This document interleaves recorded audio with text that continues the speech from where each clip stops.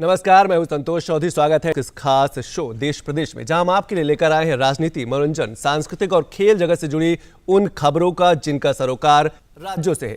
पूरब से पश्चिम तक, उत्तर से दक्षिण तक, यानी कि अगले आधे घंटे में देश के हर कोने की खबर आप तक पहुंचाएंगे। लेकिन सबसे पहले नजर डालते हैं सुर्खियों पर। महंत नरेंद्र गिरि के पार्थिव शरीर को बागंबरी गद्दी मठ में दी गई भू समाधि। अंतिम दर्शन के लिए साधु संतों का उमड़ा सैलाब।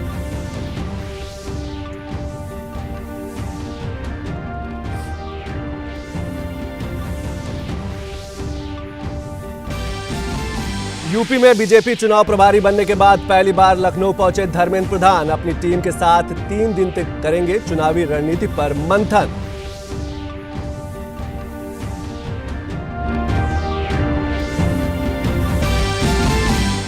भवानीपुर में चुनाव प्रचार जोरों पर। ममता बनर्जी ने इब्राहिमपुर में की रैली तो हरदीप पुरी ने प्रियंका टिब्रेवाल के लिए घर घर जाकर मांगा समर्थन।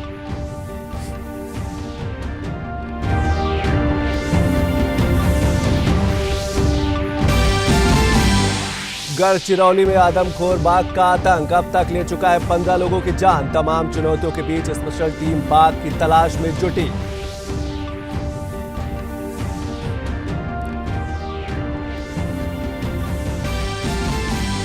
जम्मू कश्मीर में हेलीकॉप्टर दुर्घटना में शहीद हुए दोनों पायलट को सेना ने राष्ट्रीय सम्मान के साथ दी श्रद्धांजलि। परिजनों ने भी दी नम आंखों से विदाई।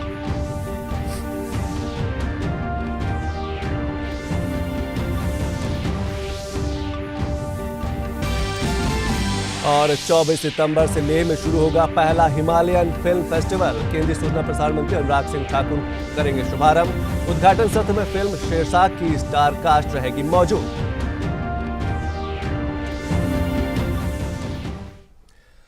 तो चलिए शुरुआत करते हैं खबरें उत्तर प्रदेश और उत्तराखंड से जुड़ी हुई।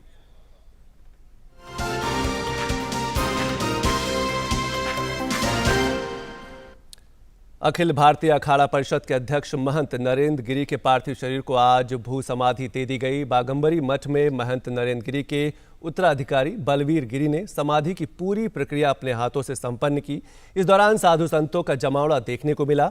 समाधि से पहले बागंबरी मठ से संगम के लिए निकली अंतिम यात्रा में भी भक्तों और संतों का सैलाब देखने को मिला। देश के विभिन्न महामंडलेश्वर और 13 अखाड़ों के साधु संत प्रयागराज पहुंचे। उनके पार्थिव शरीर को गंगा तट पर ले जाकर संगम के पवित्र जल से विधि विधान पूर्वक स्नान कराया गया। वहीं समाधि स्थल पर अखाड़ों की परंपरा के अनुसार महंत गिरि के पार्थिव शरीर पर जल, पुष्प, गुलाल का छिड़काव किया गया। फिर मंत्रोच्चार के बाद उन्हें समाधि दे दी गई। उत्तर प्रदेश में अगले साल होने वाले विधानसभा चुनाव में भाजपा अपनी जीत के लक्ष्य के साथ आगे बढ़ रही है।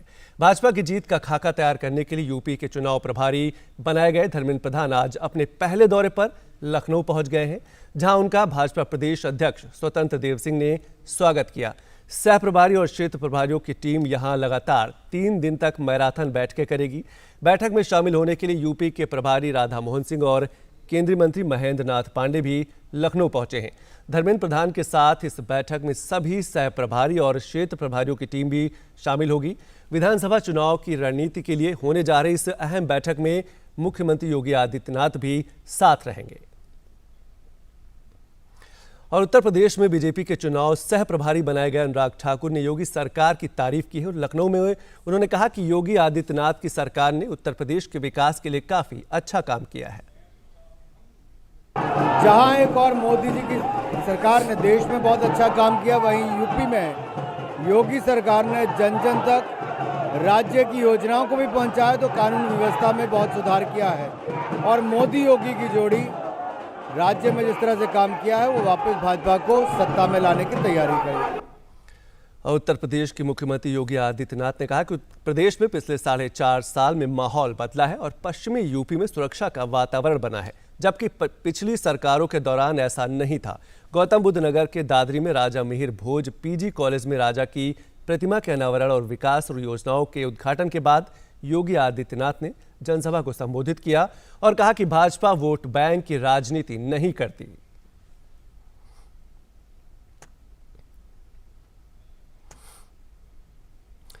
और उत्तर प्रदेश में अवैध धर्मांतरण के मामले में यूपी एटीएस को बड़ी कामयाबी मिली है। यूपी एटीएस ने ग्लोबल पीस सेंटर के अध्यक्ष मौलाना कलीम सिद्दीकी को गिरफ्तार किया है।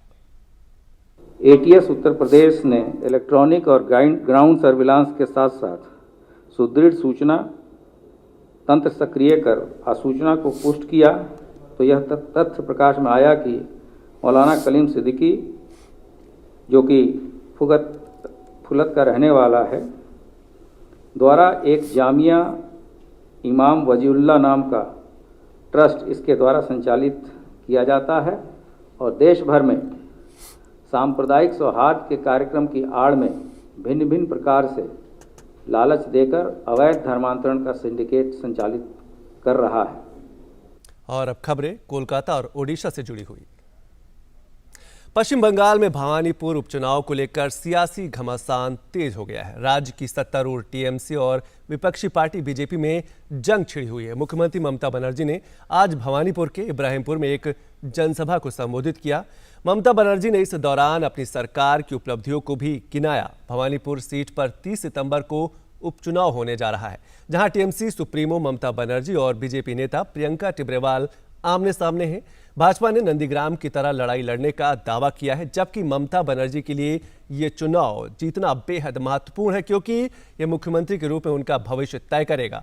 उपचुनाव का परिणाम 3 अक्टूबर को घोषित किया जाएगा। पश्चिम बंगाल की सीएम ममता बनर्जी के खिलाफ भवानीपुर का उपचुनाव लड़ रही बीजेपी उम्मीदवार प्रियंका टिब्रेवाल के समर्थन में भाजपा अपने दिग्गज नेताओं को मैदान में उतार रही है। इसी कड़ी में केंद्रीय मंत्री हरदीप सिंह पुरी ने भी प्रियंका टिब्रेवाल के समर्थन में कोलकाता वो पहुंचे। उन्होंने कहा कि मुख्यमंत्री ममता बनर्जी के उस बयान पर उन्होंने प्रतिक्रिया दी है जिसमें ममता ने कहा था कि उनके सामने बीजेपी का कोई मुकाबला नहीं। हरदीप पुरी ने कहा कि ममता बनर्जी को यदि ऐसा लगता है तो वे क्यों इतनी गंभीरता से अपने चुनाव प्रचार में जुटी हुई हैं। पुरी ने कहा कि भाजपा घर घर जाकर लोगों को अपने उम्मीदवार की उपलब्धियों के बारे में बता रही है। ये पॉलिटिकल कैंपेन शुरू करते हैं तो कुछ असम्पशंस लेके शुरू करते हैं। एक असम्पशन तो ये है कि वो तो सिटिंग चीफ मिनिस्टर है, यहाँ तो कोई कॉन्टेस्ट ही नहीं होगा। अगर वो बात सही है तो तृणमूल इस कॉन्टेस्ट को सीरियसली क्यों ले रही है? क्योंकि एक अभी जो हाल में चुनाव हुआ था उसमें रिजल्ट जो था उसमें शुभेंदु अधिकारी जी सफल रहे और मैडम नहीं है। अब उनको कोई कंस्टिट्यूएंसी ढूंढनी थी। और अब खबरें देश के पश्चिमी प्रदेशों से।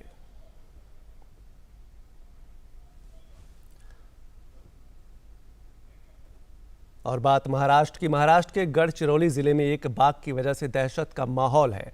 लोगों का कहना है कि यहां अब तक 15 लोगों की उस बाघ ने जान ले ली है। इलाके में लगातार हो रहे बाघ के हमलों के बाद यहां स्थानीय प्रशासन की मदद से बाघ को पकड़ने और उसे ट्रैंकुलाइज करने की कोशिश जारी है। स्पेशल टाइगर प्रोटेक्शन फोर्स और रैपिड रेस्क्यू टीम की संयुक्त टीम तकरीबन 40 किलोमीटर हर दिन पैदल चलकर बाघ की तलाश कर रही है। चूंकि इस जंगल में कई बाघ हैं, लिहाजा उस आदमखोर बाघ की अभी तक पहचान नहीं हो पाई है। बारिश के कारण और जंगल की विपरीत परिस्थितियों में उस बाघ को खोजना बेहद चुनौतीपूर्ण साबित हो रहा है। गढ़चिरौली तालुके में 20 गांव में बाघ की इतनी दहशत है कि लोगों का खेत में जाना भी निकलना भी बंद हो गया है। लोग घर से भी नहीं निकल रहे हैं और लोग इस बाघ से कम 15 लोगों की जान गई है। उसमें महिला भी है, खेत मजूरी भी है, जो अपने खेत में जा रहे थे उनकी भी जान गई है। लोकेशन तो चेंज कर रहे हैं और वो तो बिहेवियर है नेचुरली जानवर का। तो यहाँ की जो परिस्थिति है वो परिस्थिति काफी अलग है, इसलिए हम लोगों को तकलीफ बहुत ज्यादा हो रही है। और रोज रोज 30-40 किलोमीटर पैदल मैं और मेरे जवान घूम रहे हैं, तो इसमें वो भी काफी चैलेंज है। पानी है, नाले है, तालाब है, इन सबको पार करके हम लोग कोशिश कर ही रहे हैं जितने जल्दी ये करना। और खबरें देश के उत्तरी राज्यों से।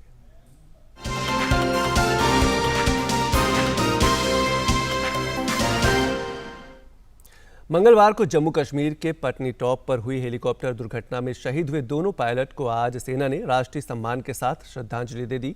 इस मौके पर शहीद पायलटों के परिजन भी मौजूद रहे। दुर्घटना में शहीद हुए पायलटों की पहचान पंचकुला के मेजर अनुज राजपूत और नोएडा के मेजर रोहित कुमार के रूप में हुई थी। मंगलवार सुबह करीब 10:30 बजे पटनीटॉप के नजदीक शिवगढ़ धार में सेना की एविएशन कोर का चीता हेलीकॉप्टर दुर्घटनाग्रस्त हो गया था।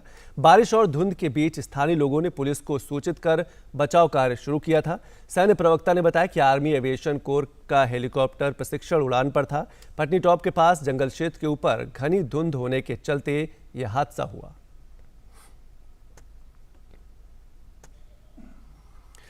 और केंद्रीय सूचना एवं प्रसारण मंत्री अनुराग ठाकुर 24 सितंबर को पहले हिमालयन फिल्म महोत्सव का उद्घाटन करेंगे। 5 दिन तक चलने वाला यह फिल्म महोत्सव लेह लद्दाख में 24 से 28 सितंबर तक आयोजित होगा।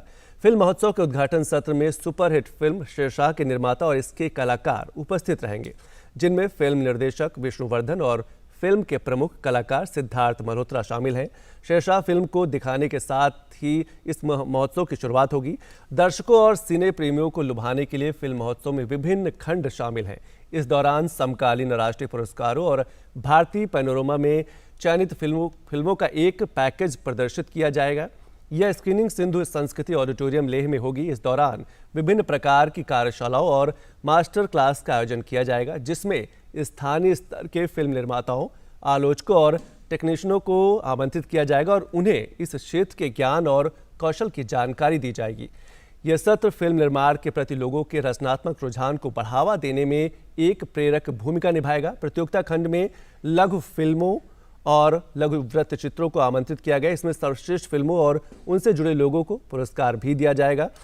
फिल्म महोत्सव स्थल पर फूड फेस्टिवल का आयोजन भी किया जाएगा, जिसमें लद्दाख के विभिन्न क्षेत्रों के व्यंजन होंगे। महोत्सव में लद्दाख की समृद्ध सांस्कृतिक विविधता को दर्शाने के लिए सांस्कृतिक कार्यक्रमों का भी आयोजन किया जाएगा। लद्दाख के उभरते युवा संगीतकारों को उनकी प्रस्तुति देने के लिए इस फिल्म महोत्सव में आमंत्रित किया गया है।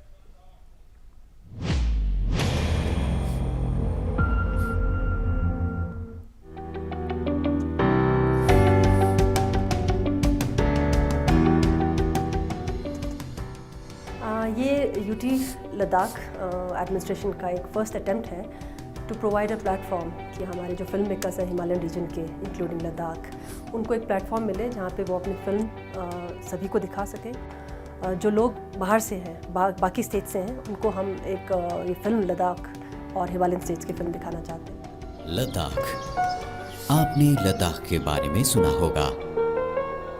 आप में से कई यहाँ आए भी होंगे, यहाँ के स्वच्छ वातावरण को अनुभव करने या यहाँ की खूबसूरत वादियों को देखने, यहाँ की अनूठी संस्कृति को जानने के लिए या जीवन को एक नए अंदाज में जीने के लिए। लेकिन इस बार आपके पास लद्दाख आने का एक नया कारण है।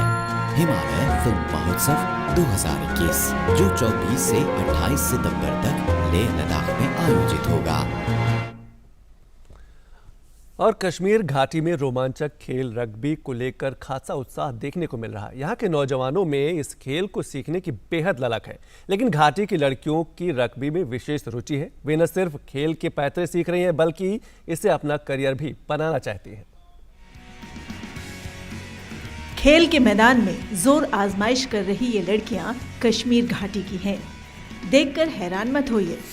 रूढ़िवादी समझे जाने वाले कश्मीर घाटी में सूरत हाल न सिर्फ बदल रहे हैं, बल्कि युवाओं की छुपी प्रतिभा भी अब निखर कर खेल के मैदान में दिखने लगी है। रोमांच के लिए विश्वविख्यात रग्बी का खेल यूं तो मर्दाना माना जाता है, लेकिन घाटी की जोशीली लड़कियों को ये खेल खूब पसंद आ रहा है। कश्मीर की ये मर्दानियां रग्बी में अपना करियर भी बनाना चाहती हैं। रग्बी का खेल बेहद कठिन और मेहनत वाला होता है। यहाँ शारीरिक ताकत भी बहुत लगती है, लेकिन इसके बावजूद घाटी की मर्दानियां इस खेल में अच्छा प्रदर्शन कर रही हैं। इन युवा लड़कियों की तमन्ना सिर्फ खुद को अच्छा खिलाड़ी बनाने तक सीमित नहीं है। ये घाटी में भविष्य की रग्बी खिलाड़ियों को तैयार करने के लिए भी तैयारियां कर रही हैं। इस विशेष कैंप में ये लड़कियां पेशेवर रग्बी कोच का ट्रेनिंग भी ले रही हैं। जम्मू और कश्मीर खेल परिषद के अधिकारियों ने घाटी की इन युवा जुनूनी मर्दानियों को विश्व स्तर का प्रशिक्षण देने के लिए कुछ पेशेवर कोच नियुक्त किए हैं। कश्मीर में जैसे जैसे हालात सुधर रहे हैं, घाटी में खेल का बुनियादी ढांचा भी निखर कर सामने आ रहा है। ऐसे में वो दिन दूर नहीं जब अंतर्राष्ट्रीय मंच पर घाटी की ये लड़कियां देश का नाम रोशन करती भी जल्द दिखेंगी। और अब खबरें राजस्थान और हरियाणा से जुड़ी हुई।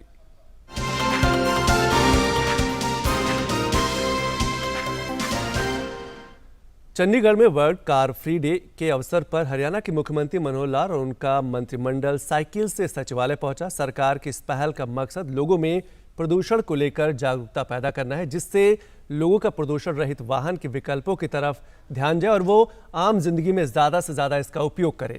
हरियाणा के मुख्यमंत्री मनोहर लाल खट्टर ने इस मौके पर कहा कि कार फ्री डे को मनाने का मतलब है कि डीजल पेट्रोल पर चलने वाली गाड़ियां कम हो और ई वाहन को लोग अपनाएं, जिससे प्रदूषण में कमी आए।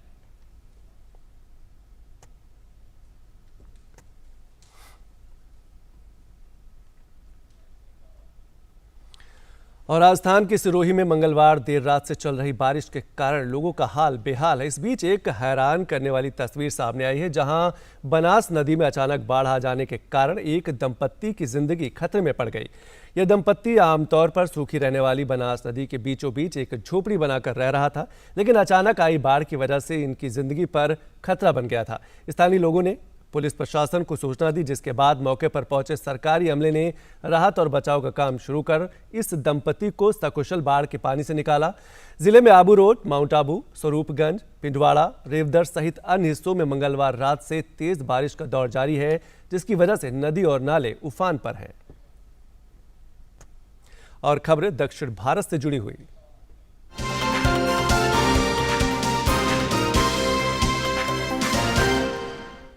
मैसूर में ऐतिहासिक दशहरा समारोह की तैयारियां शुरू हो गई। मैसूर दशहरे की विशेषता 8 हाथियों की एक टीम है, जो शहर में गजयापन यानी हाथी मार्च निकालती है। इन हाथियों की विशेष ट्रेनिंग इन दिनों मैसूर में चल रही है। इन हाथियों को अपने ऊपर भारी हौदे रखकर मैसूर के राजमहल से निकलकर शहर से बाहर पहाड़ी पर स्थित चामुंडेश्वरी देवी के मंदिर तक जाना होता है। ऐसे में हाथियों का प्रशिक्षण बेहद जरूरी होता है। 9 दिन चलने वाला उत्सव नवरात्रि के पहले दिन से शुरू होगा और विजयदशमी यानी कि दशहरा के दिन गजयापन यानी जंबो सवारी के साथ महोत्सव का समापन होगा। 9 दिनों तक मैसूर पैलेस में सांस्कृतिक कार्यक्रमों का आयोजन होगा। और केरल में इन दिनों 10वीं के एक छात्र और उसके विशिष्ट मित्रों संग उसकी दोस्ती को लेकर खूब चर्चा हो रही है। छात्र के ये दोस्त उसका साया बनकर रहते हैं, किसी दूसरे के नजदीक नहीं जाते और सिर्फ छात्र के हाथों का ही भोजन करते हैं। आखिर कौन है ये छात्र और उसके मित्र, देखते हैं इस खास रिपोर्ट में। संपूर्ण सृष्टि में प्रेम आकर्षण की दिव्य शक्ति है, जो संतुलन बनाती है, प्राणियों को एकजुट करती है और आपस में बांध कर रखती है। केरल के कुन्नूर में भी इसी दिव्य प्रेम की झलक देखने को मिल रही है, जहां 10वीं में पढ़ने वाले गोकुल सुधाकर के सबसे अच्छे और सच्चे मित्र 2 मोर हैं। गोकुल को ये मोर चूजों के रूप में मिले थे। उसके मन में इनके प्रति इतनी करुणा थी कि उसने इन्हें पालने की ठान ली, लेकिन समस्या थी इन चूजों के देखभाल की। इसलिए गोकुल ने इन मोर के चूजों को अपने घर में पाले जा रही टर्की के पास छोड़ा और देखभाल शुरू कर दी। आज ये मोर गोकुल के साथ साए की तरह रहते हैं। गोकुल ने इनका नाम चिन्नू और मिन्नू रखा है, जो रोज सुबह भोजन के लिए इनके पास आते हैं। वे 8 महीने पहले आए थे और हमारे घर में टर्की के चूजों के साथ चलते हुए पाए गए थे। टर्की की मां ने दोनों मोर के चूजों को पाला। बड़े होने के बाद वे पास के रबर के बागान में चले गए। हालांकि वे खाना खाने के लिए रोज घर आते हैं, उसके बाद वे घर में समय बिताते हैं और शाम को वापस उड़ जाते हैं। गोकुल की मां गीता भी अपने बेटे और इन मोरों की निष्पक्ष प्रेम और दोस्ती को लेकर बेहद खुश हैं। उनका कहना है कि कोविड लॉकडाउन के दौरान इन मोरों ने उनके बेटे को अच्छा साथ दिया और उसके मन में किसी भी किस्म की निराशा को आने नहीं दिया। पक्षियों के आने से गोकुल की बोरियत खत्म हो गई। हमने उन्हें टर्की के पक्षियों के साथ खिलाना शुरू किया। सभी ने सोचा कि एक बार थोड़ा बड़ा हो जाने पर वे उड़ जाएंगे, लेकिन ऐसा नहीं हुआ। मेरे बेटे ने उन्हें बड़े होते देखा है और हमेशा उन्हें खाना खिलाया है। शायद यही कारण है कि वे हर दिन सुबह करीब 6 बजे आते हैं और यहाँ तक कि उनके साथ भी खेलते हैं। मोर और लड़के के बीच के असामान्य बंधन से आसपास के लोग भी हैरान हैं। जब कोई और पक्षियों के पास आता है तो वो उड़ जाते हैं, लेकिन गोकुल के साथ सहज होते हैं। वे पड़ोस के घरों के चारों ओर उड़ते हैं, लेकिन जब लड़का उन्हें दाना देता है तो वे खाना खाते हैं। हर सुबह वे पास के रबड़ के बागान से घर पहुंचते हैं। अगर दरवाज़ा बंद हो जाता है तो वे अपनी चोंच से उस पर दस्तक देते हैं और फड़फड़ाकर आवाज़ करते हैं। चिन्नू और मिन्नू नाम के इन मोरों के पसंदीदा खाद्य पदार्थ हैं मैश किए हुए केले और दाने। गोकुल जब भी घर आते हैं तो ये मोर उनके पास चले आते हैं, वरना किसी दूसरे की आहट से ही दूर चले जाते हैं। कहते हैं कि जो लोग प्रेम के आकर्षक बल के साथ अंतर संपर्क में रहते हैं वे आखिर में प्रकृति और अपने साथियों के सामंजस्य को प्राप्त करते हैं। कुन्नूर का गोकुल भी इस परम आनंद में खोया हुआ है। कुछ लोगों को किस्मत पर भरोसा होता है तो कुछ को नहीं। जिन्हें नहीं होता वो आज इस खबर को जरूर देखें। विशाखापट्टनम की भाग्यलक्ष्मी और अप्पला राजू एक ऐसे दंपति हैं जिनकी गोद ठीक 2 साल बाद जुड़वा बच्चों से भर गई है। तारीख और वक्त भी ऐसा कि आप सुनकर दंग रह जाएंगे और कहने पर मजबूर हो जाएंगे कि ये कुदरत का करिश्मा नहीं तो और क्या है। तारीख 15 सितंबर 2019 और समय सुबह के करीब 8 बजे। विशाखापट्टनम की भाग्यलक्ष्मी और उनके पति अप्पला राजू ने गोदावरी नदी के एक नाव हादसे में अपनी 2 बेटियों को हमेशा के लिए खो दिया। उनकी डेड बॉडी भी नहीं मिली। उस हादसे के बाद दोनों अपने होशो हवास खो बैठे। वक्त के साथ दोनों ने जैसे तैसे खुद को संभाला और बच्चों के लिए शहर में एक डॉक्टर से संपर्क किया। उन्होंने इस कपल को IVF प्रक्रिया के बारे में समझाया और इलाज शुरू किया। They were under severe depression, so we counseled them. We also gave them the necessary, the confidence to go ahead with having a child. So, but she was already tubectomized by then, and so we carried out the ICSI procedure on her. We retrieved her eggs, did the fertilization with the husband's sperm, and did a blast transfer on day 5, and eventually she became pregnant. Bhagyalakshmi की delivery date 20 अक्टूबर थी, लेकिन कुदरत का करिश्मा कहिए या इनकी किस्मत, इन 2 बच्चियों ने 15 सितंबर को सुबह 8 बजे ही जन्म लिया। वैसे तो मेडिकल साइंस किसी चमत्कार को नहीं मानता, लेकिन खुद डॉक्टर भी इस घटना से हैरान हैं, पर हैं बहुत खुश। Coincidentally, when the delivery was over and I was talking to her, she told me that, "Madam, I lost my babies on the same day, and luckily on September 15, the same day, God has given me back those same babies. And I came to know of the news that my children were dead on at around 8 o'clock. And now again around 8 o'clock, both the children are with me again." So she was very, very happy, and I was also quite surprised because I never expected that such should be the coincidence. And now the couple is very happy. दोनों बच्चियां स्वस्थ हैं और पूरा परिवार इनकी देखभाल में जुट गया है। परिवार के लिए ये दोनों ईश्वर का आशीर्वाद हैं। आखिर जिस तारीख को इस कपल ने 2 बेटियों को खोया था, 2 साल बाद उसी तारीख को 2 जुड़वा बेटियों के जन्म को ईश्वर का आशीर्वाद ना कहें तो क्या कहें। तो देश प्रदेश में आज अभी बस इतना ही। नमस्कार।